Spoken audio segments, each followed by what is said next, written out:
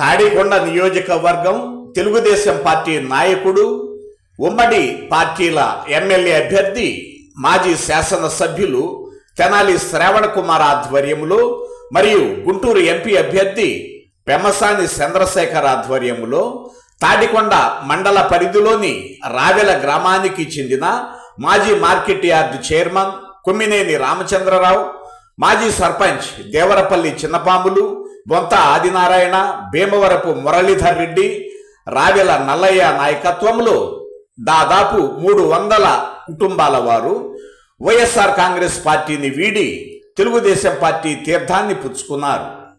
ఈ సందర్భంగా శ్రావణ కుమార్ మరియు చంద్రశేఖర్ వీరికి తెలుగుదేశం పార్టీ కండువాలు వేసి పార్టీలోకి ఆహ్వానించారు. ఈ సందర్భంగా ఎమ్మెల్యే అభ్యర్థి శ్రావణ కుమార్ మాట్లాడుతూ, రేపు చిలకలూరిపేటలో జరగబోవు ప్రజాగళం బహిరంగ సభకు నియోజకవర్గంలోని తెలుగుదేశం పార్టీ, జనసేన పార్టీ, భారతీయ జనతా పార్టీకి చెందిన ప్రతి నాయకులు, ప్రతి కార్యకర్త, ప్రతి అభిమాని హాజరు కావాలని పిలుపునిచ్చారు.